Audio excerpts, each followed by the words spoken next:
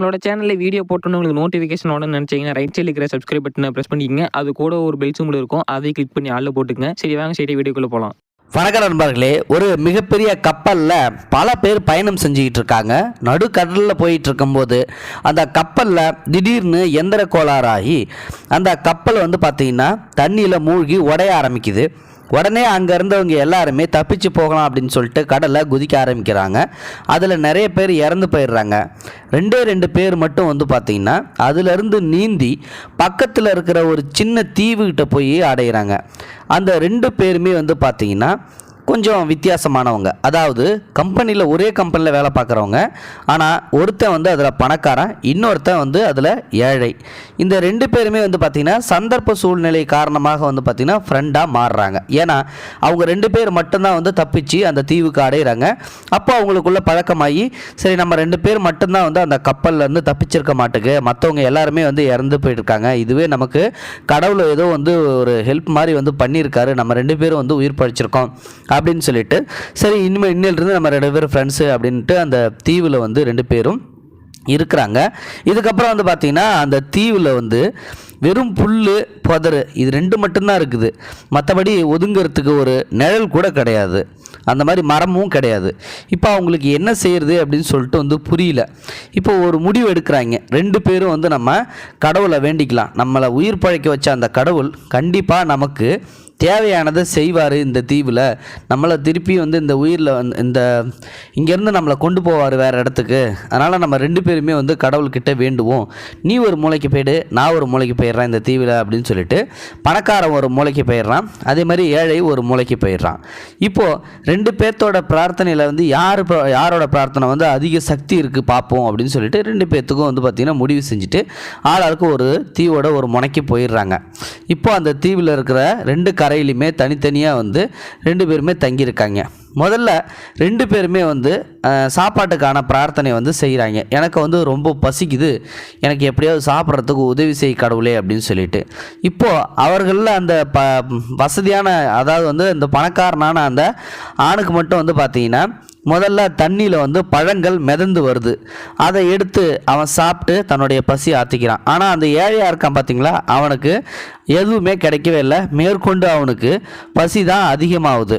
இப்போது இவனுக்கு ஆச்சரியமாக போயிடுச்சு. என்னடா அது, நம்ம கேட்ட உடனே பழங்கள் மிதந்து வருது, ஒருவேளை அப்போ நமக்கு தான் கடவுள் உடனே உதவி செய்வார் போல், அவனுக்கு உதவி செஞ்சாரோ செய்யலையோ தெரியல அப்படின்னு சொல்லிட்டு உடனே அவன்கிட்ட போய் பார்க்குறாப்புல. அவனுக்கு உதவி கிடைக்கல அப்படின்றது தெரிஞ்சு இவனுக்கு கொஞ்சம் மனசில் கர்வம் ஏற்பட்டுருச்சு. நம்ம பணக்காரனாக இருந்தாலும் நம்மளோட வேண்டுதலுக்கு கடவுள் நமக்கு தான் உதவி செஞ்சுருக்காரு, இவனுக்கு உதவி செய்யவே இல்லை, அப்போ இவன் துரதிர்ஷ்டவாளி அப்படின்னு சொல்லிட்டு மறுபடியும் அங்கே போகிறாப்புல. இந்த ஒரு நேரத்தில் நமக்கு யாராவது துணைக்கு ஆறுதலாக இருந்தால் நமக்கு நல்லா இருக்கும். அதனால் ஏதாவது பொண்ணு நமக்கு இருந்ததுன்னா நமக்கு ஒரு அழகான மனைவியை நம்ம தேர்ந்தெடுத்துக்கலாம் அப்படின்னு சொல்லிட்டு அவன் எனக்கு ஒரு அழகான பெண்மணி வேணும் அப்படின்னு சொல்லிட்டு வேண்டான். அப்போது ஆச்சரியமான நிகழ்வு ஒன்று நடக்குது. அவனோட வேண்டுதல் படியே அந்த தீவுக்கு பக்கத்தில் ஒரு சின்ன கப்பல் உடஞ்சி அதிலிருந்து ஒரு அழகான இளம்பெண் மட்டும் உயிர் தப்பிச்சு நீந்தி அந்த இடத்துக்கு சேர்றான். இப்போ அவளை பார்த்த உடனே அவளோட அழகில் மயங்கி அவளையே தெய்வ சாட்சியாக திருமணமும் செஞ்சுக்கிறான் அந்த பணக்காரன். இப்போ மற்றொரு தீவில் இருக்கிற அந்த ஏழையை போய் இப்போ மறுபடியும் போய் பார்க்குறான். அவன் இன்னமும் பசியில் தான் வாடிக்கிட்டு இருக்கான். அவனுக்கு சாப்பாடும் கிடைக்கல, இந்த மாதிரி அழகான ஒரு பொண்ணும் கிடைக்கல. அப்போது இவன் இன்னமும் மனசில் கொஞ்சம் கர்வம் அதிகமாகிடுச்சு.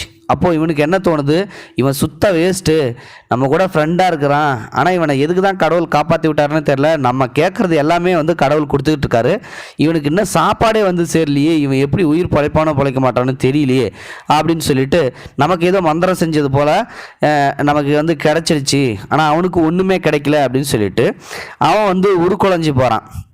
சரி பரவாயில்ல, ஒன்றும் பிரச்சனை இல்லை.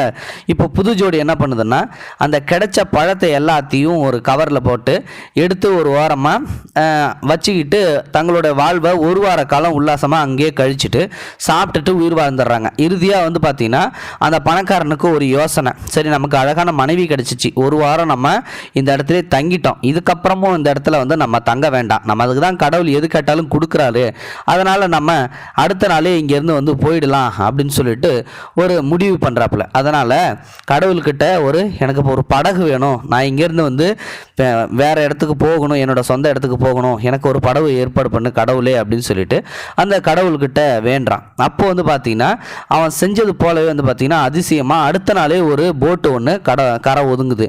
இப்போ அவனுக்கு ரொம்பவும் சக்தி பயங்கரம் வந்து கிடைச்சது மாதிரி சந்தோஷம் அதிகமாகிடுது. ஓஹோ, நம்ம எத்து கேட்டாலும் வந்து கிடைச்சிட்டே இருக்குடா. முதல்ல பழம் கேட்டோம், அப்புறம் அழகான பெண் கேட்டோம், இப்போ படகு கேட்டோம், எல்லாமே வந்து கிடைச்சிச்சு.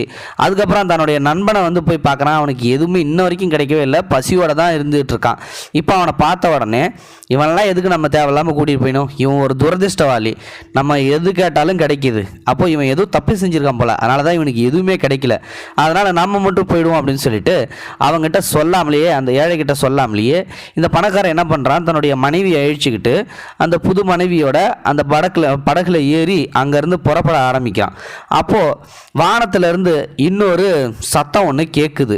அப்போ வந்து பார்த்திங்கன்னா, ஏப்பா உன்னோட நண்பனை வந்து கூப்பிடாம இங்கேருந்து போறியே, ஏன் இங்கேருந்து போகிற அப்படின்னு சொல்லிட்டு வந்து கேட்கும்போது, யாரா அது பேசுறது, எவன்டா அது அப்படின்னு சொல்லி கேட்கும்போது, யாராக இருந்தால் உனக்கு என்ன, முதல்ல நீ நான் கேட்ட கேள்விக்கு வந்து பதில் சொல்லு. அவனும் இன்னொரு இடத்துல பசியோட காத்துக்கிட்டு இருக்கான், ஒன்றுமே சாப்பிடலை, இது வரைக்கும் அவனுக்கு எதுவுமே கிடைக்கல. ஆனால் நீ உன் நண்பனை விட்டுட்டு போறியே, அவன் உன் நண்பன் தானே, 2 பேரும் உயிர் தப்பிச்சிங்கல்ல, அவனை கூட்டிகிட்டு போக வேண்டியதானே அப்படின்னு சொல்லி கேட்கும்போது, சரி நீ யாராக இருந்தால் என்ன, நான் சொல்கிறத கேட்டுக்கோ, நான் வந்து கடவுள்கிட்ட வேண்டினேன், கடவுள் எனக்கு எல்லாத்தையுமே கொடுத்தாரு. முதல்ல பழம் கேட்டேன், அப்புறம் அழகான பெண் கேட்டேன், அதுக்கப்புறம் எனக்கு ஒரு போட்டு கேட்டேன். நான் கேட்டப்பெல்லாம் டக்குன்னு கடவுள் எனக்கு உடனே வந்து உதவி செஞ்சார். அப்போது எனக்கு தானே வந்து கடவுள் நன்றி காட்டுறாரு, நான் தான் வந்து அதிகமான பிரார்த்தனை செஞ்சுருக்கேன், நான் தான் ஏதோ நன்மை புண்ணியம் செஞ்சுருக்கேன், அதனால தான் எனக்கு உடனே கடவுள் கேட்டார். அவன் ஒரு துரதிர்ஷ்டவாளிங்க, அவன் செஞ்சது எதுவுமே வந்து சரியில்லை போல், அதனால் கடவுள் அவனுக்கு எதுவுமே தரவே இல்லை, அதனால தான் நான் அவனை இந்த தீவிலே விட்டுட்டு நான் அங்கேருந்து வந்து போகலான்ட்டு முடிவு எடுத்திருக்கேன் அப்படின்னு சொல்லி சொல்கிறாப்புல. அட அறிவு கட்ட முட்டாளே, நான் பேசுகிறதே நான் தான் கடவுள் தான், அவன் வந்து கேட்டதே ஒரே ஒரு வேண்டுதல் மட்டும்தான் கேட்டான், அந்த வேண்டுதலில் தான் நீ இன்னைக்கு உயிர் தப்பி ஒரு அழகான மனைவியோட இங்கேருந்து போயிட்டுருக்க அப்படின்றான். என்ன சொல்கிறீங்க, எனக்கு ஒன்றும் புரியலையே அப்படின்றான். என்னோட நண்பன் எது கேட்டாலும் அவனுக்கு நீங்கள் தடை இல்லாமல் அந்த வேண்டுதலை நிறைவேற்றுங்க, அது மட்டும்தான் என்னோட வேண்டுதல் அப்படின்னு சொல்லி தான் அவன் கேட்ட அந்த ஒரு வரத்தால் தான் நீ கேட்குறது எல்லாத்தையும் நான் டக்குன்னு வந்து கொடுத்தேன், அதை வச்சு தான் நீ இன்னைக்கு இங்கேருந்து போகிற, அதை முதல்ல ஞாபகம் வச்சுக்க, என்றைக்குமே செஞ்ச நன்றியை வந்து மறக்காத அப்படின்னு சொல்லிட்டு உன்னை நேசிக்கிற ஒரு நண்பனை வந்து நீ விட்டுட்டு போறியே, இது நியாயமா அப்படின்னு சொல்லிட்டு வந்து கேட்குறாப்புல.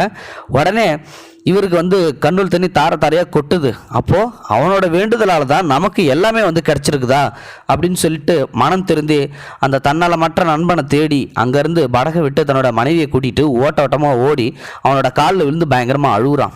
நண்பா, நான் உன்னை தப்பாக நினச்சிருந்தா, எல்லாமே எனக்கு கிடைக்கணும்னு நீ தான் கடவுள்கிட்ட வேண்டினியாடா, அதனால தான் எனக்கு உடனே எல்லாம் டக்குன்னு கிடச்சிதாடா, உண்மையிலுமே நீ கிரேட்ரா அப்படின்னு சொல்லிட்டு அவனை பிடிச்சிட்டு, நீ வாடா, நீ என் கூட தான்டா போகணும் அப்படின்னு சொல்லிட்டு தாங்கிட்ட அந்த பழங்களை எல்லாத்தையும் சாப்பிட்டுக்கிட்டு அந்த போட்டிலேயே அவனை கூட்டிட்டு போறான். இப்போ இந்த கதையோட நீதி என்ன அப்படின்னா, நம்முடைய பிரார்த்தனைகளால் மட்டுமே நமக்கு எல்லாம் கிடைத்து விடுவதில்லை, அதற்கு மற்றவர்களின் வேண்டுதல்களும் உதவி புரிகின்றன என்பதை மறந்துவிட வேண்டாம். நம்மை நேசிப்பவர்கள் யாராக இருந்தாலும் ஒதுக்கி வைத்துவிட வேண்டாம், சந்தேகப்படவும் வேண்டாம். உறவையும் நட்பையும் மதிக்க கற்றுக்கொள்ளுங்கள், கண்டிப்பாக உங்கள் வாழ்வில் ஒளிமயம் பிறக்கும். இந்த ஒரு வீடியோ வந்து பார்த்தீங்கன்னா அருமையான வீடியோ தான். அதாவது அந்த நண்பருக்கு, அந்த பணக்காரனுக்கு வந்து பார்த்தீங்கன்னா என்ன வேண்டியிருக்காரு நம்ம ஏழை என்ன, இந்த எல்லா சௌகரியமும் நான் ஏற்கனவே வந்து அனுபவிச்சது கிடையாது, நான் ஆரம்பத்தில் இருந்தே ஏழை தான், எனக்கு இதெல்லாம் பழகி போச்சு, பசி பட்டினி தூக்கம் இல்லாமல் வீடு இல்லாமல் எல்லாம் எனக்கு தெரிஞ்சு போச்சு. ஆனால் என்னுடைய நண்பன் அப்படி இல்லை, அவன் எல்லாத்துலேயுமே வந்து சிறந்து தான் இருந்தான், ஆரம்பத்துலேருந்தே பணக்காரன் தான், அவனால் இதை பொறுத்துக்க முடியாது, எனக்கு கொடுக்கலனாலும் பரவாயில்ல என் நண்பனுக்கு கொடுங்க அப்படின்னு சொல்லிட்டு அவன் அந்த கடவுள்கிட்ட வேண்டியிருக்கான். அதை தான் வந்து அந்த கடவுள் கடைசி நேரத்தில் அவன்கிட்ட அந்த பணக்காரங்கிட்ட சொன்னது. இந்த கதையோட நீதியை நீங்கள் நல்லா புரிஞ்சிருப்பீங்கன்னு நினச்சிக்கிறேன். இந்த வீடியோ பிடிச்சிருந்தா லைக் பண்ணுங்கள், உங்கள் ஃப்ரெண்ட்ஸுக்கு ஷேர் பண்ணுங்கள், கூடவே சேனலை சப்ஸ்கிரைப் பண்ணுங்கள். தேங்க்யூ ஃபார் வாட்சிங்.